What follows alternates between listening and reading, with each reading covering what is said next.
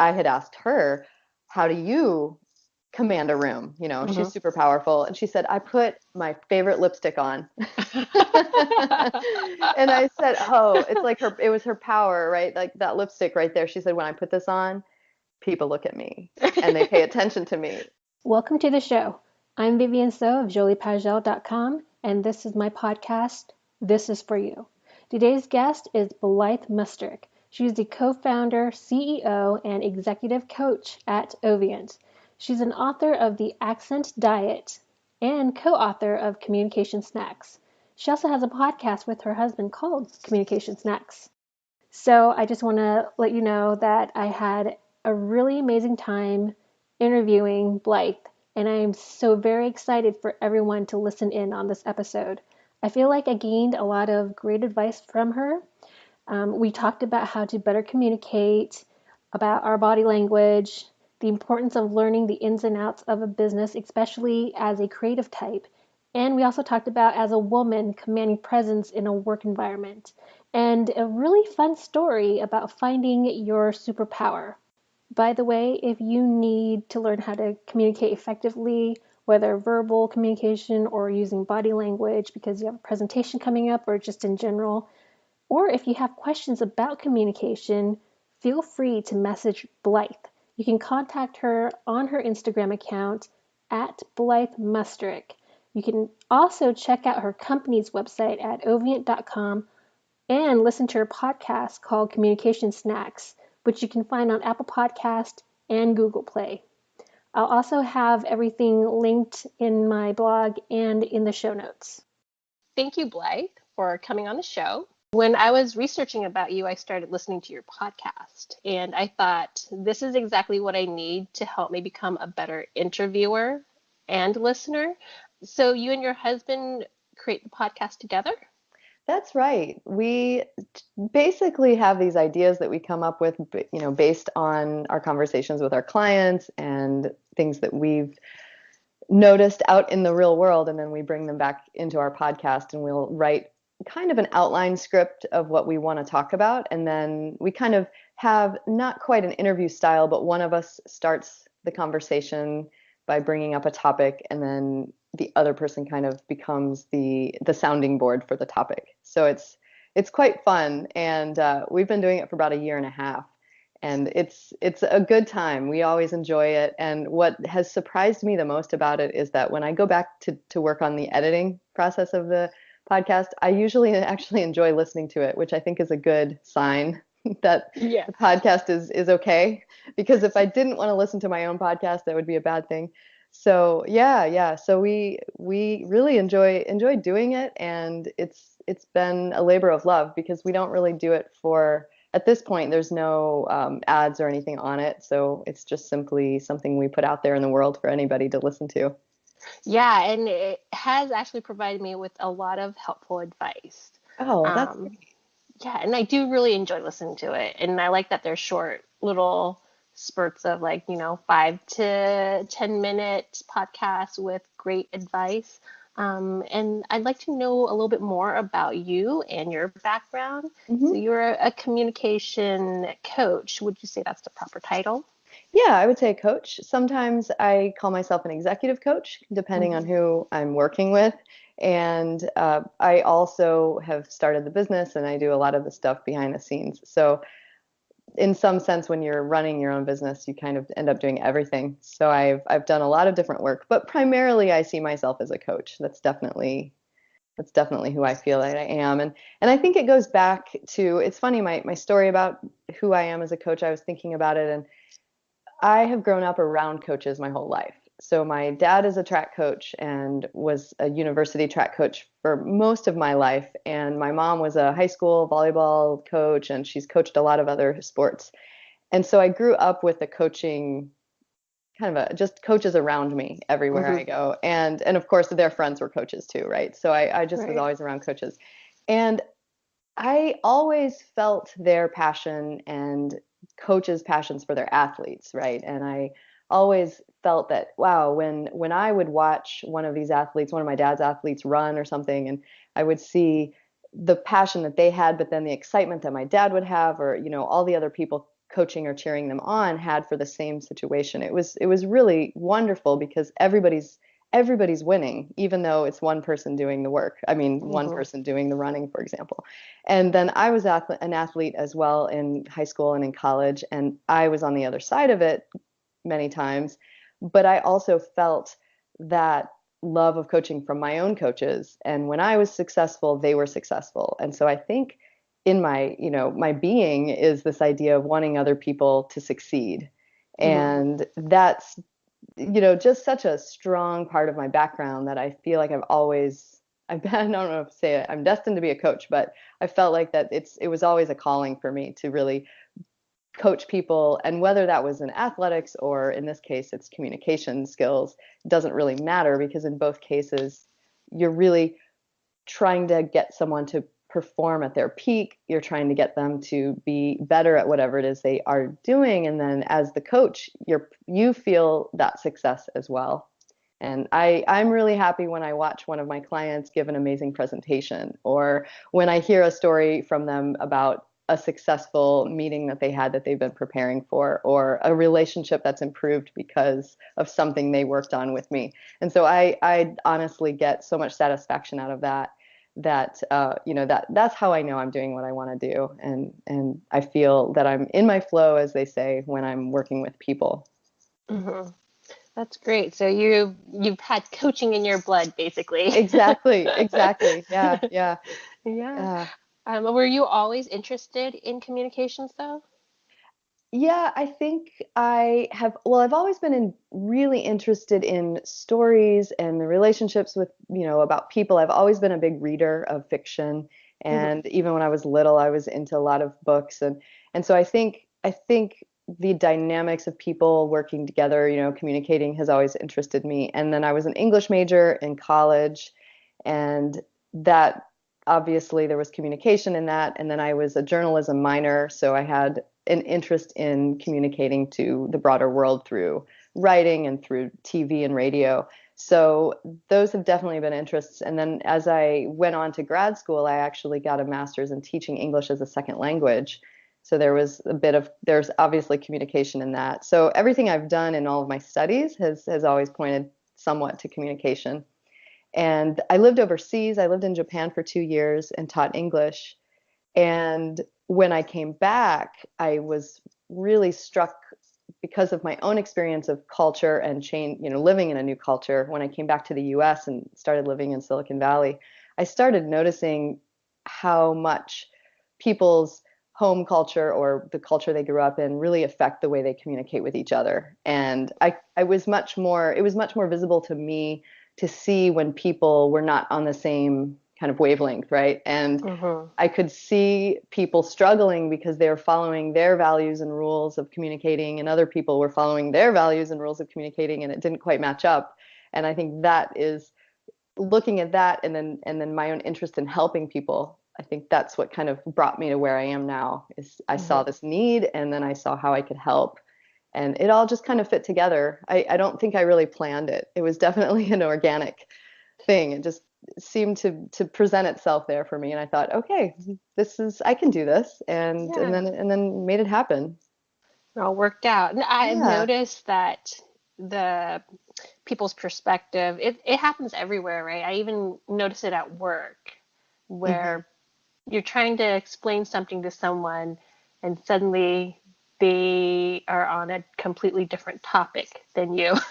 Right. That happens a lot. It's interesting, even with, Americans. Oh, absolutely. Absolutely. Yeah. And Yeah. and I think I hear that. My brain first goes to, okay, how can I figure this out? What's going on? And I Yes. think, oh, there's a listening problem. Yeah, yeah, yeah. You know? That is there too, and you have Right, to like right. reiterate what you're trying to state, and it still doesn't get through. Exactly. They're not concentrating on what you're saying, or, there's something going on. That's Yeah. Sometimes I feel like a doctor in that way. I'm always diagnosing what's going on. I'm like, okay, let me hear the story from your perspective. And what do you think the story was from their perspective? And let's figure out the problem. I use the word blind spots a lot when I think about what I do. And I think that people have blind spots sometimes about their communication, Hmm. and they don't always know what's going on. And then I'll look at it from an outsider's perspective, kind of like listening to your story and think, oh, I see something here. I Yeah. see something we could attack. And that's really, yeah, it's cool. Yes, it happens on a daily basis. Interesting, right. Yeah, Yeah, right.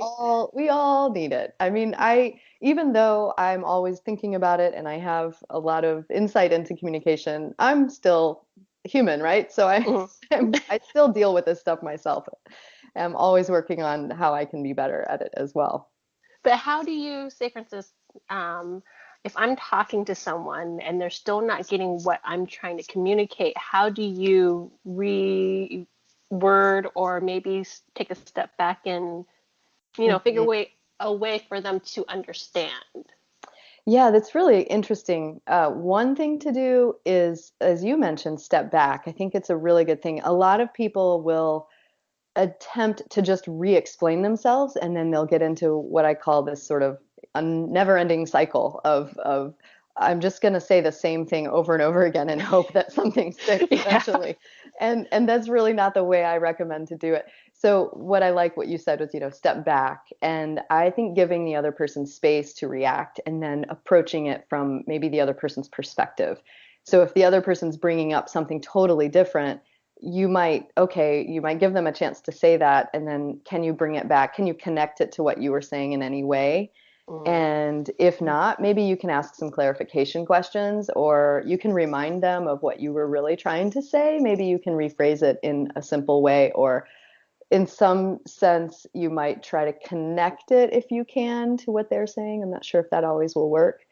Uh, One thing I think you could also do is kind of use a different angle of attack. So speaking in a metaphor, bringing if what you're talking about is just not getting through, maybe you give it in a different way. You talk about it, um, you know, whatever metaphor you might want to use, but maybe you just sort of talk about it in a different way that might at least connect with them in some other way. You can also perhaps just kind of let them ask you questions, right? So kind of let them know, do you have questions for me? Do you want, kind of a Mm. clarification moment where you can say, is there anything that I can explain better? Or how can it's hard to talk about it in this Right. perspective because I don't know your situation, but Right. Right. but those are things that you can do. I often give a lot of people advice on how to be more succinct when they talk as well. So using a numbering system, saying there are three things I want to talk about with you today. Uh-huh. This is number one, number two, number three, and then that allows you to stay focused, and then it allows you to stop when you're done, and that can be good. Okay. Thank you. That's a Absolutely. great See, advice. I'm coaching. I can't help it. Yeah. Your coaching is always on. So now we know like what made you decide to become a coach. It's just a natural fit. Right. Um, yeah, and so like people are often scared to start their own business. And what were some of the emotions that you went through when you decided to go into coaching full time? hmm I think, of course, when I was starting, I was kind of doing it already, and then I remember my husband saying, you're a business now." Oh, So I yeah. kind of happened into it, and he was work. It's funny how it kind of all started because I was coaching some people and doing it kind of on my own, just as a self-employed coach, right? Just Mhm. I didn't really have much thought into how this was a business. I was doing it. And he said, you should turn this into a business because I think this could become something greater.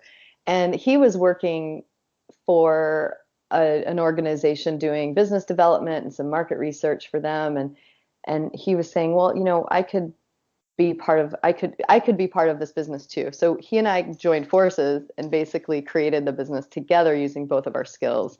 And I always thought, oh, he's the business person and I'm the coach. And so I think for me at the beginning, the hard part was retraining my mind as a coach into a more of a business person's mind as well. And it was hard at first because I always thought I just want to help people. Mhm. Yeah, of And then course. if you're in a business, you can't, if you help people and let's say you help people and you don't get paid, that's great. You're a volunteer and that's awesome. I've done that before. But I think as a business person, you have to say, okay, I want to help people. I want to do this business, but I have to get paid for it. Mhm. So you really do have to think about everything from a business perspective when you do start your own business. And I had so many people give me advice, oh, you need to do this, you need to do that.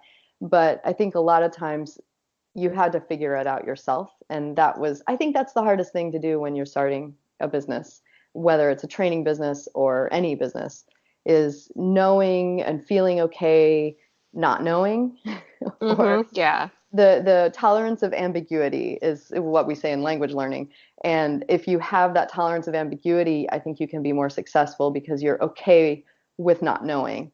And I've done a lot of speeches for teachers, and I used to do a lot of self-employed teacher workshops at different conferences. And one of the things I would always say a couple things I would always say is, first of all, you have to think like a business person. You're not just a teacher.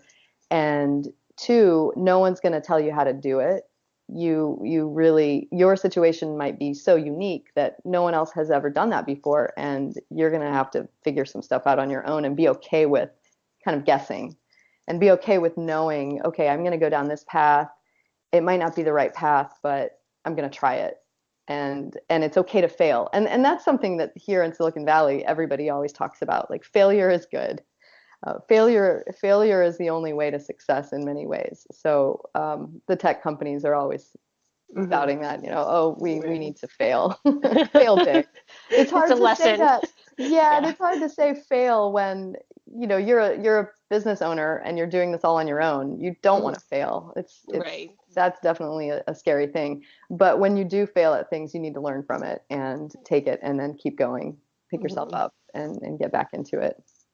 Yeah, failing is a pretty negative, has a very negative connotation. It does. It Yes. does. Right, right. Although Right. here, people who are founders of companies that have exploded and IPO'd and gotten bought, whatever, and they always will play up the idea of, oh, I failed 15 times before I got this. It's But like, now, did you? yeah, right. And now it's great because they're Yeah. successful and they can say that. But when you're in the moment, Right. it's not something you want to be proud of. Yeah, I hear you. Right. Um, so so you and your husband started Ovient, Hmm. correct? And it's always fun to learn about couples who start businesses together because it can be either wildly successful collaboration or a very challenging experience. And both you and your husband are the co-founders of this business and very successful with it. And so how has the collaboration been? Yes, I mean, I think collaboration is the right word. And we've been together a really long time. We've been married. This year will be 19 years. So we know each other really well. And I think that the idea of collaboration in business, I think, is parallel to the idea of collaboration in a partnership. In our case, it's a marriage. And so the fact that we can collaborate and be successful in our marriage, I think makes it easy to be collaborative and successful in our business. And I know that it's not for everyone because I have a lot of friends that would say, "Oh, I'd never work with my husband or I'd never work with my wife or partner." Uh-huh. And I understand that. But somehow we work together really well because I think we have different strengths and we both match. Like my strength might be in this one thing and his is in the exact opposite. So we don't really step on each other's toes in terms of we're not trying to compete with each other. Yeah. And I learn a lot from him, and he learns a lot from me. I mean, I've learned so much about business and strategizing and how to think in the future about the business from him, and he's learned a lot about training and coaching from me. And that just, I think, because we're not competing with each other is what makes it successful. I think if you get a couple who are working together and they're trying to outwork each other, or I'm going to be better than you, that's a recipe for disaster. Hmm. So, and I was thinking about this not that long ago, and I thought, we know how we work in life, right? So he and I know okay, I know he likes to do this kind of a thing and he appreciates it when I do this kind of a thing for him or whatever. And because I know that about our life, I know that about business too. So I think it's just easy to match it up. there's not really a secret to it. It's just being able to work well together in anything, I think allows us to work together in the business.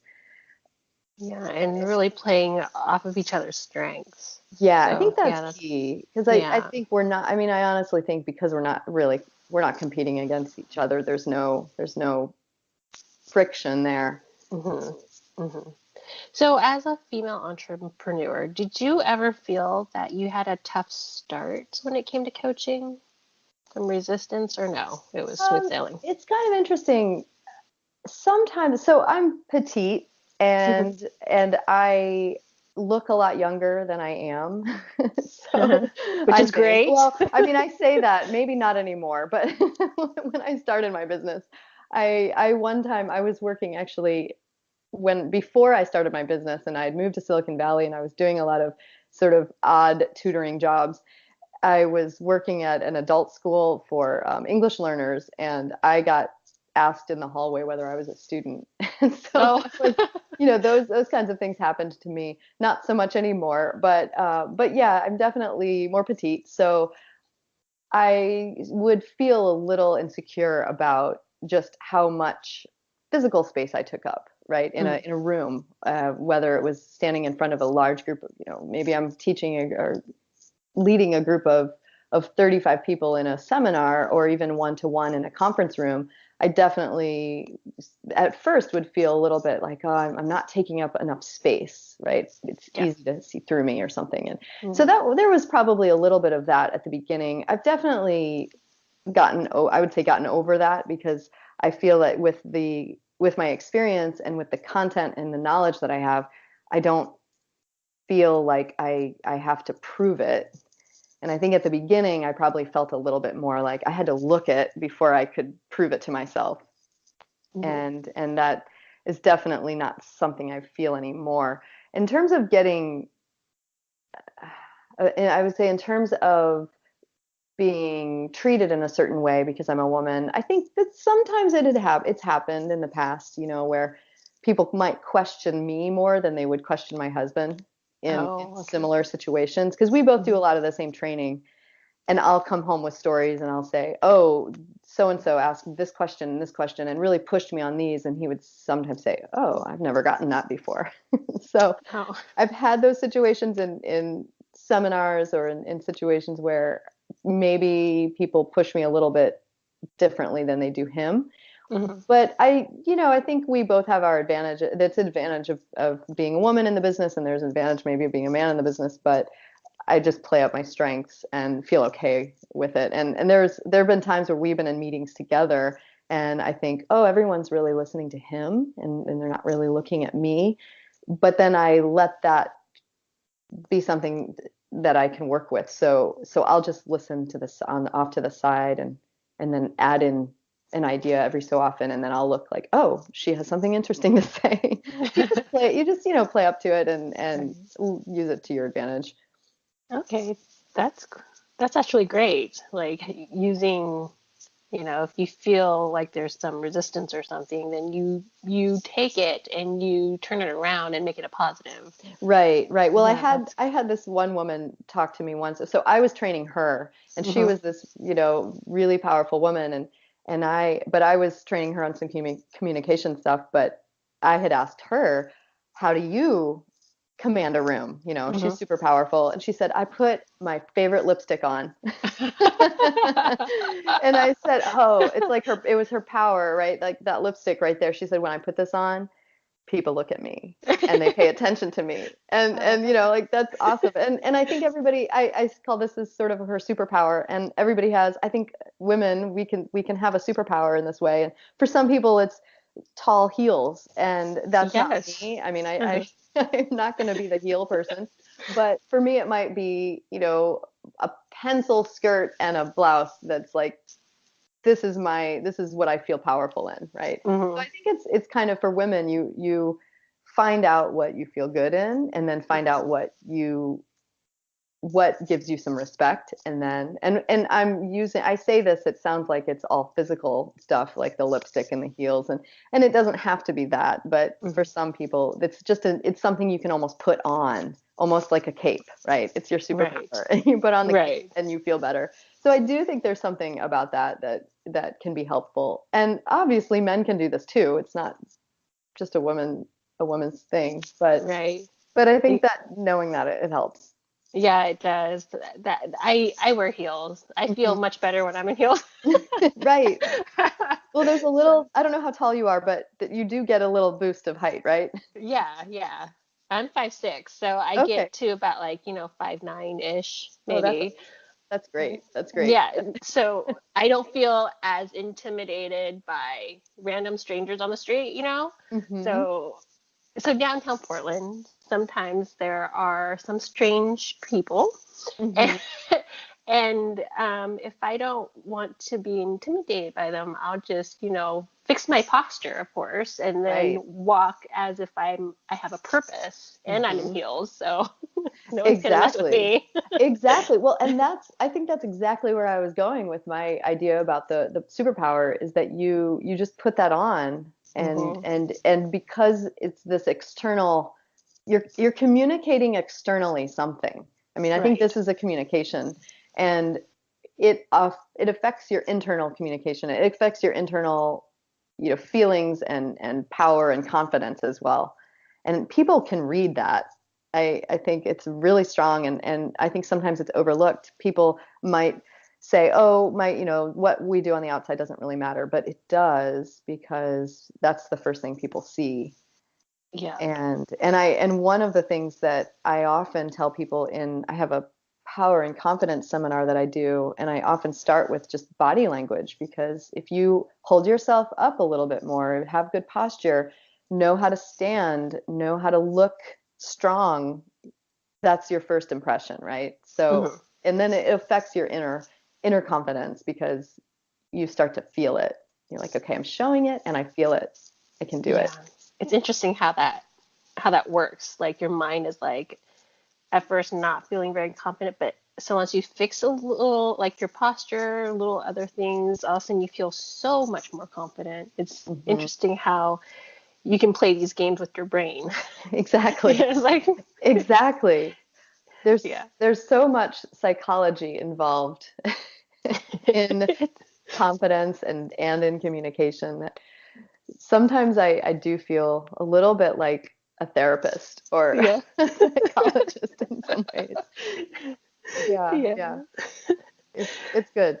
Yeah, it's interesting. I like reading about psychology and little things like body language and communication. So Hmm. I Yeah, think, me yeah, it's too. always fun to learn new stuff. So reading up about Ovient, can Hmm. you tell me a little bit more about your services? Sure. We really help professionals, especially in Silicon Valley, but around the world, honestly, to communicate with confidence, with power, and to be successful. Mm. So we offer training in a few different ways. One way is individual coaching, one-to-one coaching.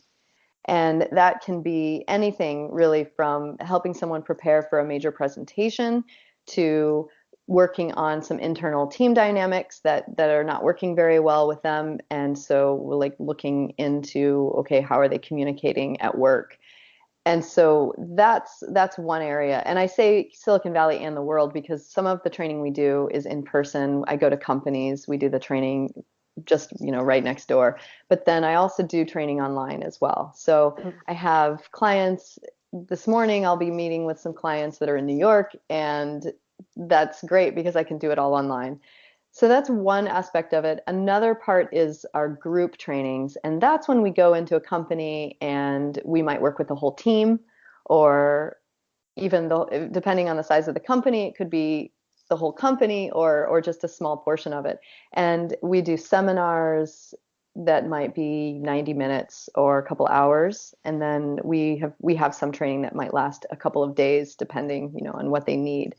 So those are our two main areas of training. We also have some other things, like some books that we've written. One you may know is Communication Snacks, which is the name of our podcast as well. Yes. And so we can provide some training in that respect too. That's what's exciting about books is it can go anywhere and people don't actually have to contact us directly. They just buy our book. So that's a fun way to spread our knowledge. But a majority of what we do is obviously the training. Okay. Yeah, that in the book and the training. Do you have a Facebook group where people can, I mean, I guess, I don't know, do professionals actually congregate in Facebook group to Right. talk about? It's exactly. That's a really good question. Yeah. So no, I have a Facebook page for the company, but to be honest, it's not very active and I don't really get on it very often. Hmm. And mostly they're my friends who are trying to Of course. support me, Exactly. right?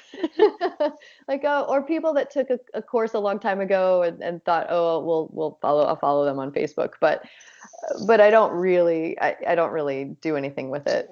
Yeah. So I have been thinking about it, maybe like a private group where people that have taken classes or training could go on there, and if they feel comfortable talking about things. But again, it's really hard because a lot of the training that we do, sometimes people don't really want to announce that they're getting training because they feel like, unfortunately, they feel like it's oh, I have a problem and I need to fix it. Where I don't think of that. I don't think of it in a way as it's a problem. I think that we all have communication gaps that we could fill. But I think there's sometimes a stigma Yeah. to getting training, right? So Right. yeah, so I don't have a Facebook group, but I do have a couple of meetup groups where I think I might have more than 1,000 people. I've been doing these meetup groups since I think 2007 when Meetup first started. So I have a couple of really strong meetup groups that over the years we've done meetups maybe once a month or so, and we get together and we do whether it's tips about public speaking or I have a group where it's mostly people that are English language second language speakers. English is a second language, and Hmm. they'll come to little workshops that I do about clear speaking and speaking with an American accent, if you will. Right. So I do have really strong meetup a really strong meetup group, but that's not even really a huge portion of my thought or time. It's just sort of something extra that I do. I have just started an Instagram account. It's very small, and again, I'm not sure if it's really the right thing for my clients because I'm not sure if they're following communication coaches on Instagram. Right, right, right. So it's yeah, they haven't really. I don't think social media has really been the right. Yeah, Yeah, yeah, exactly. yeah. I feel that your niche is very catered to professionals, and Hmm. you definitely don't really see them often on these other social media platforms. Right, So, right. yeah. I do have a presence on LinkedIn, and Hmm. that's probably where more of my clients will connect with me Yeah, that on makes sense. LinkedIn. And it's nice because then on LinkedIn I can talk about a project I'm doing and it's work related and people I think when they're in LinkedIn in the app, they're thinking about work. So it makes sense. If I write on Facebook about something I'm doing working on, people may or may not be interested in it because they're thinking about their social life. Right, Yeah. right. So how do you make time to like have a personal life? That's a great question. I know. Everyone's like, I don't know how I do it. I'm not sure. I sometimes feel like my personal life and my work life are just intertwined so much that there's no barrier between the two. They just Hmm. kind of flow into one another, especially since my husband and I work together. It's hard to sometimes say there's a dividing line between personal and work. But we have in the past, when we first started our business back in '06, we were constantly talking about it, constantly strategizing and always working, always thinking about it. We couldn't go out to eat and not talk about business. So at one point in our development of our business, we just said, okay, after this time of day, we can't talk about business. And then we, Yeah. we and then we said, okay, on the weekends, we're not working. So we really put up some boundaries about the business. And we have a business office that we actually go to. I mean, we have a physical office that we can go to and do the work there. I have a home office as well. And I usually shut the door. I don't really go into it unless I'm working. So there's some good physical boundaries that we have for working, and then some mental boundaries in terms of just time of day or the weekend, for example. But we break those sometimes. Like recently, we've been working on a new project, and we've been working all weekend. But that I know it's short term, so I Hmm. can handle it. Yeah. Yeah, definitely need to set those boundaries for Hmm. your personal life. It's very Yeah. What are some simple things that people can do to improve their communication and body language? Oh, that's a good question. Let's start with body language because it's kind of an easy one to do. I like earlier you had mentioned posture, and I think posture is a great thing to start with because all you have to do is sit up a little bit. You don't have to Yeah. do too much, right? So just having some good posture is great. One thing you can do for someone like me who's on the more petite side, of I'm 5'4", so I mean I'm average height, I guess, but I feel a lot shorter than a lot of people that I'm around. When I'm in a conference room, something you can do is make sure that your seat is raised a little bit. It's Okay. I often go into a room and I sit down, and if I feel really low, I'll just find that little lever and just raise my seat up a little bit. And Mm. it's also a little trick you can do to just feel a little bit taller. So posture is good. And then another thing that people often don't think about is when they stand, how their arms are positioned. So if you were to stand in front of an audience, and let's say you don't have a mic, so you have nothing to hold, and so what do you do with your arms?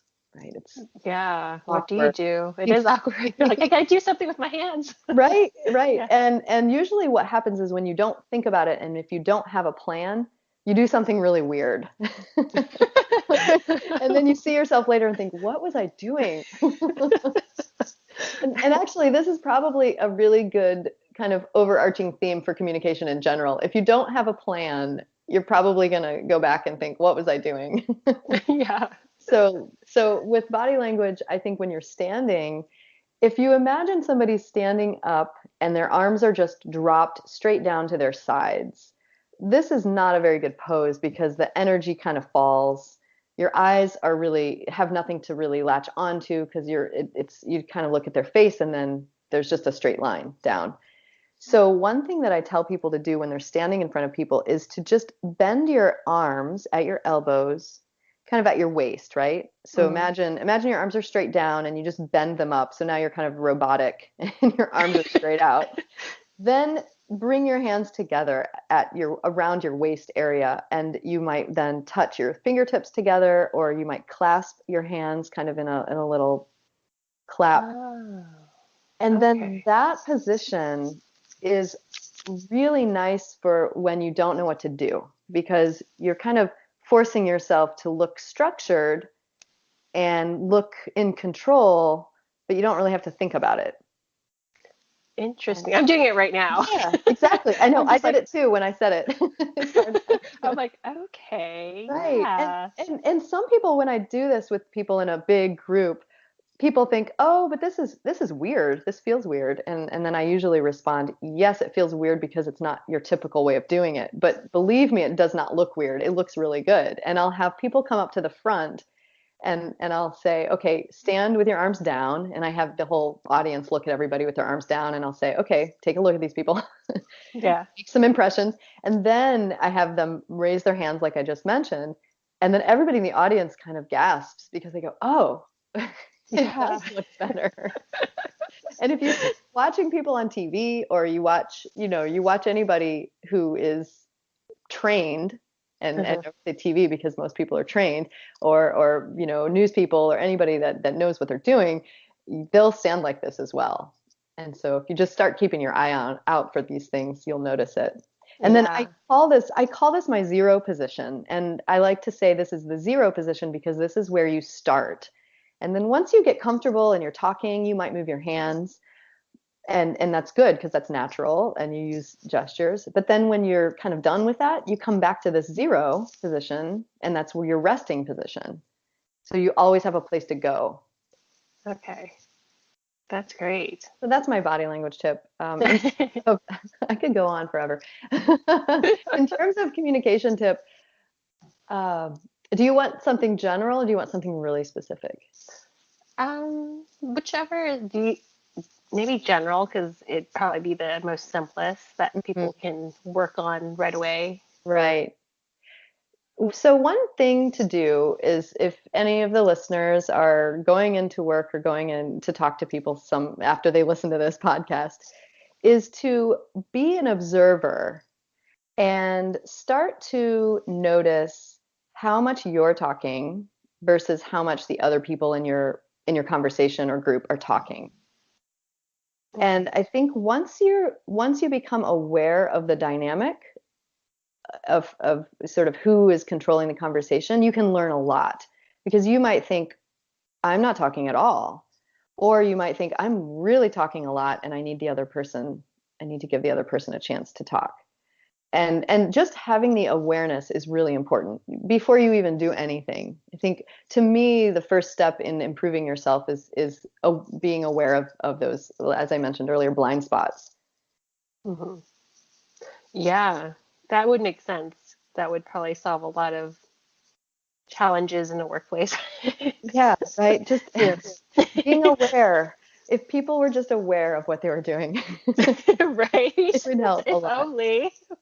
right? Right, right. I Okay, that was know. way more funnier than it I should have know. been. It's true though. I mean, there's a reason I have a business.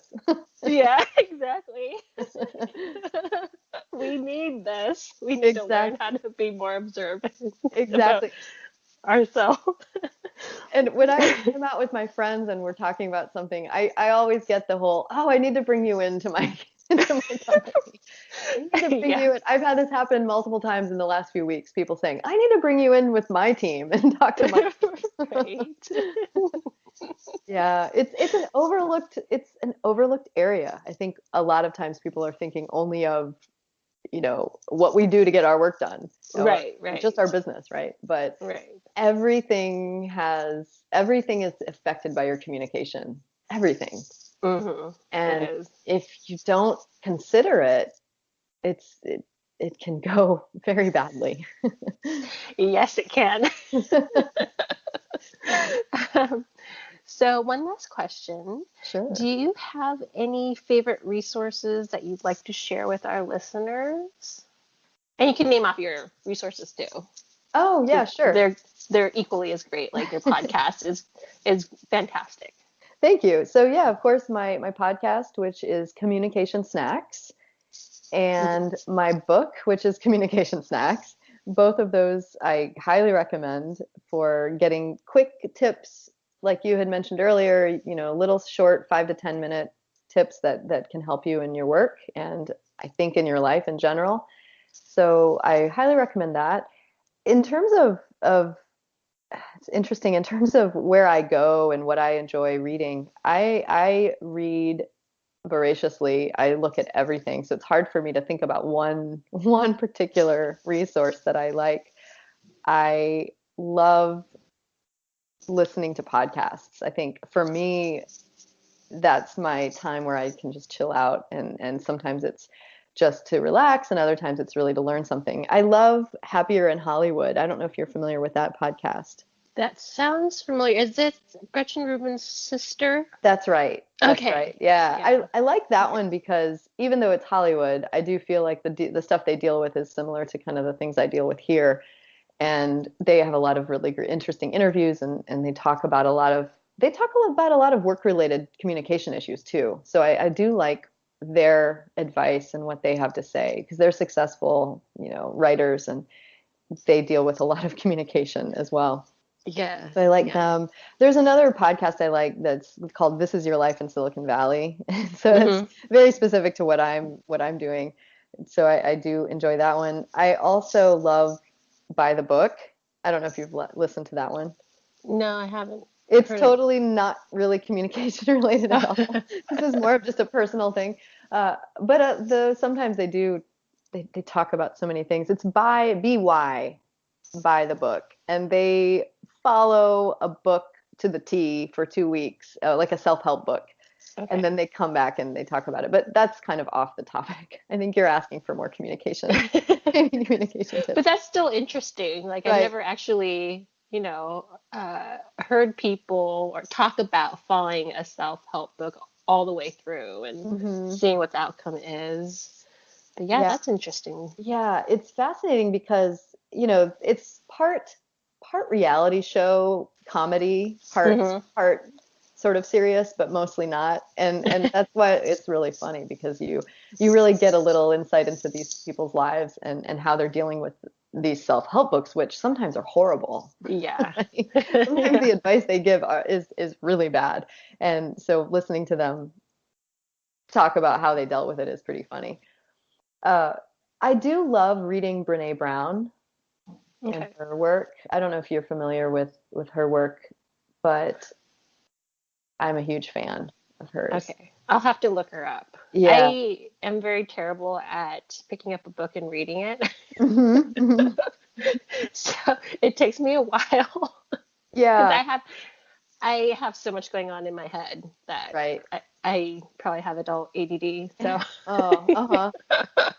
Right. Yeah, it's hard. Well, you know what I love too, and I'm a huge fan of audiobooks. yeah. So if you do a lot of commuting or walking around, or if you just like to listen to something while you're, doing your dishes or laundry, that's me. I have earphones. I have those little Apple Pods in my ears all the time at home, Hmm. Hmm. which is maybe not great all the time, but I'm always listening to something. So there's this app called Libby, Okay. Libby, and it connects to your local library. And so you Oh, can listen to a lot of books that way, which is amazing. So I've always got a list of books that I'm on a waiting list for, and I'm always listening to something.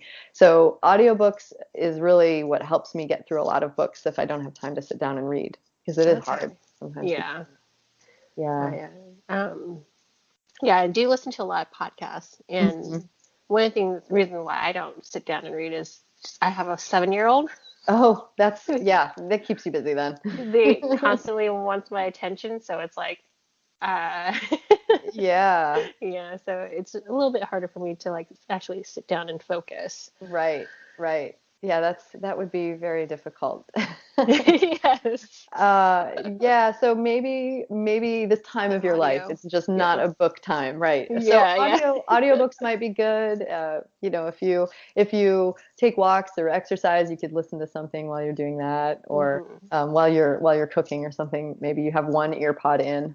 I know, right? Yeah, you can't have both in with it, maybe, but Maybe I'd be like, Mommy's not listening to you right now. exactly. Right, right. Uh, Oh, well, it was wonderful to have you on my show. So much fun. It was a great time. I thank you so Yeah. much. I feel like I did a lot of talking, and you are an amazing listener, I have to Thank say. you. So keep that up. I will. That's great. And please, if you or your listeners have questions, I'd love to Mhm. hear from you too. So I'm happy to, take messages. I guess the best way to get a hold of me, since I am on Instagram, Mhm. I'm just on as my name, Blythe Musteric. Okay. People can contact me that way. That's probably the easiest way since that's public. And yeah, I'd love, as a coach, I'm always happy to help people out. So I'd love to hear from people as well. Well, thank you. And I'll have to reach out again if I have something that happens at work. Absolutely. Well, I'd love to stay in touch with you because I Yeah. had a lot of fun talking with you. And Yeah. yeah, so let's definitely keep in touch. Okay. We will. Thank you for listening. I want to thank Blythe for coming on my podcast and spending time with me to talk about her beginnings as a coach, as well as guiding us on how to communicate effectively in our day to day lives. I especially enjoyed the advice on using material items as our superhero cape to become more confident. That was some really fun advice. Feel free to message Blythe and thank her for coming on the show at her Instagram account, at Blythe Musteric. If you'd like to go over what we covered today on my podcast, visit joliepagel.com/podcast. You can subscribe to my podcast on Apple Podcast, SoundCloud, Spotify, and I am now on Stitcher. If you've enjoyed this episode and my previous episodes, Please leave me a 5-star rating and hopefully a stellar review. Tell me your takeaway from the show or what you would like to hear in the future. You can message me at byjoliepagel on Instagram or email me at vivian@joliepagel.com. All this info will be in your show notes. Please do share this podcast with your family and friends and entrepreneurs because life is about sharing. Until next time.